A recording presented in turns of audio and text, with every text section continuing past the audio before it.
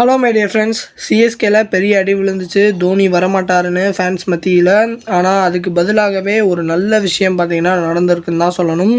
தோனியோட ரகசிய ஆயுதம் பார்த்தீங்கன்னா கொண்டு வர போகிறாங்க. தோனியோட ரகசிய ஆயுதத்தை மேட்சை இறக்க போகிறாங்கன்ற மாதிரியும், அது மட்டும் இல்லாமல் அவர் தான் குட்டி தோனின்ற மாதிரியும் சிஎஸ்கே டீமே சொல்கிறாங்க. அதாவது சிஎஸ்கேல இருக்கிற ஃபினிஷர் தான் அவர். இப்போயே எக்ஸாக்டாக எல்லோரும் கண்டுபிடிச்சிருப்பீங்க. ஆமாங்க, வேறு யாரும் இல்லை, கார்த்திக் சர்மா தான். நம்ம கார்த்திகை தான் பார்த்தீங்கன்னா தோனிக்கு பதிலாக விளையாட வைக்க போகிறாங்க. ரீப்ளேஸ்மெண்ட் ஆஃப் 7 அப்படின்னு சொல்லணும். ஏன்னா தோனி முக்கியமாக ஒரு ஃபினிஷருக்கு பார்த்தீங்கன்னா அவருக்கும் ஃபினிஷருக்கும் உள்ள பாண்ட் வேறு லெவலில் இருக்கும்.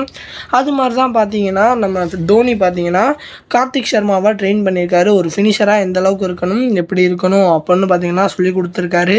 அது மட்டும் இல்லாமல் இந்த விக்கெட் கீப்பிங் அந்த மாதிரி விஷயத்தையும் சொல்லி கொடுத்துருக்காரு. முக்கியமாக பார்த்தீங்கன்னா ஃபினிஷராக எந்த அளவுக்கு யோசிக்கணும், எந்த அளவுக்கு பண்ணணும் அப்படின்னு பார்த்தீங்கன்னா நம்ம கார்த்திக் சர்மாக்கெல்லாம் சொல்லி கொடுத்துருக்காராம். அதை கார்த்திக் சர்மாவே சொல்லியிருக்காரு. எனக்கு ஒரு அப்பா மாதிரி அவர் அந்த அளவுக்கு எனக்கு சப்போர்ட் பண்ணியிருக்காரு.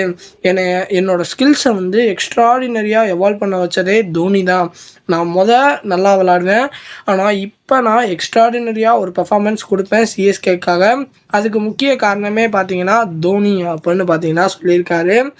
முக்கியமாக ருத்ராஜும் பார்த்தீங்கன்னா இதெல்லாம் பேசியிருக்காரு. எங்கள் டீமே பார்த்தீங்கன்னா நாங்கள் கார்த்திக் சர்மாவை குட்டி தோனின்னு தான் கூப்பிடுவோம். ஏன்னா தோனியும் அவரும் பார்த்தீங்கன்னா அப்பா மகன் போல் ஒரு ஃபீல் தருவாங்க. எப்பயுமே ஒன்றா சுற்றுவாங்க. அது மட்டும் இல்லாமல் தோனி எப்பயுமே எங்களுக்கு கொடுக்குற ட்ரைனிங்கை விட அவருக்கு இன்னும் எக்ஸ்ட்ராவாக கொடுப்பாரு. ஏன்னா அவருக்கும் அந்த ஃபினிஷருக்கும் உள்ள பாண்ட் பார்த்தீங்கன்னா ரொம்பவும் நெருக்கமானது. அதனாலேயே பார்த்தீங்கன்னா கார்த்திக் சர்மாவை அவருக்கு ரொம்ப பிடிக்கும் அப்படின்னு பார்த்தீங்கன்னா சொல்லியிருக்காங்க. நீங்கள் என்ன நினைக்கிறீங்க? கார்த்திக் சர்மாவோட ஸ்கில்லும் பார்த்தீங்கன்னா ரொம்ப எக்ஸ்ட்ராடினரியாக தான் இருக்கும். அதுவும் இப்போ தோனி சொல்லி கொடுத்துருக்காரு.